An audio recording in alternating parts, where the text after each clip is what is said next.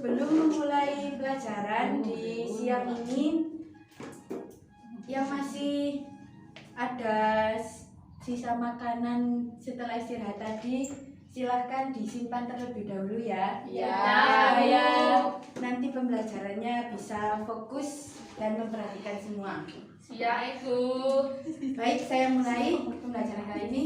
Assalamualaikum warahmatullahi wabarakatuh. Waalaikumsalam warahmatullahi wabarakatuh. Kabar kalian bagaimana? Baik. Alhamdulillah luar biasa. Allahu Akbar. Yes. Alhamdulillah, kalau kabar kalian baik-baik saja. Semoga kalian tetap mematuhi protokol kesehatan, yaitu 3M. Ya, tahu kan ya 3M ya? Ya. Menstruasi. Langsung saja. Makan minum. Saya mulai pembelajaran ini. Oh ya, sebelumnya sudah diabsenkan ya tadi pagi? Sudah. Ada yang nggak masuk atau? Ada yang bolos, Bu. Oh, Sakit, Bu. kalau yang temennya bolos besok suruh itu aja dilaporkan ke wali kelasnya ya. Iya, baik. Supaya Ulit nggak bolos, ulit bolos. Ulut. Baik ya, saya mulai pembelajaran di siang ini. Saya harap kalian benar-benar memperhatikan Ya, Bu. pembelajaran kali ini, yaitu tentang perdagangan internasional. Materinya silakan dibuka, LKS-nya halaman 18. Baik, Bu. Sudah dibuka ya? Ya, sudah. Halaman 18 bab perdagangan internasional.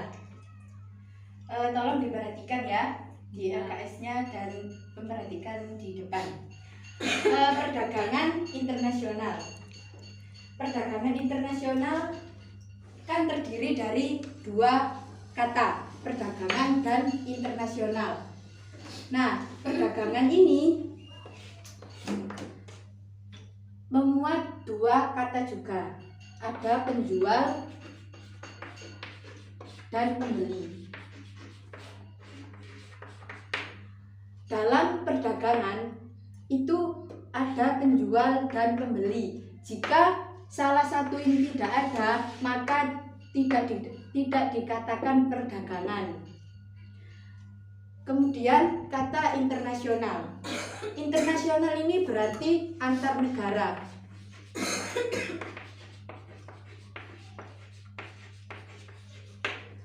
Perdagangan yaitu penjual dan pembeli internasional antar negara. Jika disimpulkan, perdagangan internasional adalah kegiatan transaksi dagang antara suatu negara dengan negara lain, baik berupa barang maupun jasa. Jadi ini ada saling berinteraksi antara dua negara atau lebih. Contohnya perdagangan internasional yaitu kan ini perdagangan antar negara. Contohnya Jepang dengan Indonesia. Nah, ini kan beda negara. Menunjukkan beda negara ini saja itu dapat dikatakan perdagangan internasional. Jika transaksinya di dalam satu negara itu bukan dikatakan perdagangan internasional. Paham ya, anak-anak? Paham, Bu. Baik. Selanjutnya dilihat di LKS-nya yaitu faktor-faktor perdagangan internasional. Untuk faktor-faktor perdagangan internasional silahkan dibacakan oleh Anggun ya. Silahkan dibaca.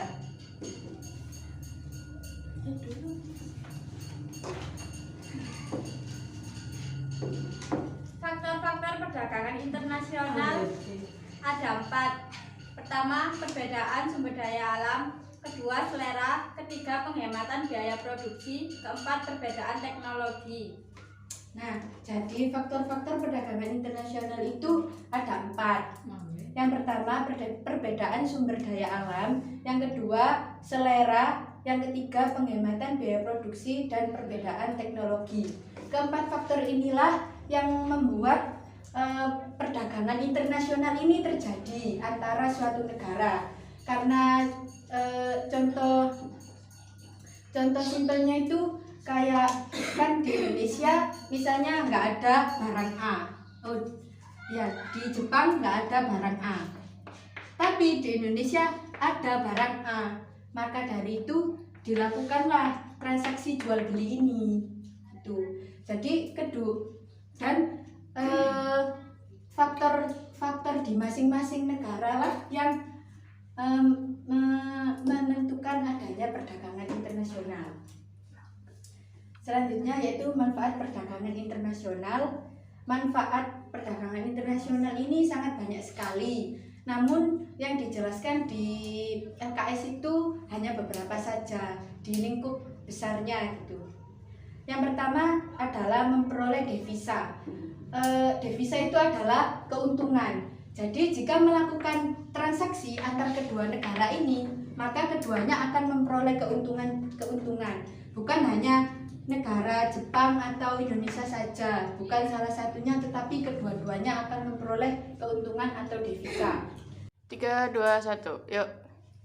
Selanjutnya, manfaat perdagangan internasional yang kedua, yaitu memperluas kesempatan kerja. Siapa yang bisa mencontohkan manfaat yang kedua dari perdagangan internasional? Silakan angkat tangan ya. Saya, Bu. Oh, suaranya. Saya, Bu. Pertukaran tenaga kerja yang disebut itu contohnya itu TKA dan TKW. Ya, bagus. Yang ketiga, menstabilkan harga-harga. Siapa yang mau mencontohkan? Saya, Ya, silakan.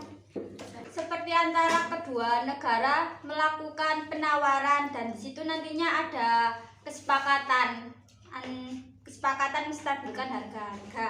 Seperti itu, Bu. Baik, jawabannya sangat bagus. Yang contoh selanjutnya, manfaat selanjutnya yaitu meningkatkan kualitas konsumsi. Siapa yang bisa mencontohkan? Saya, Silakan Bu. angkat tangan.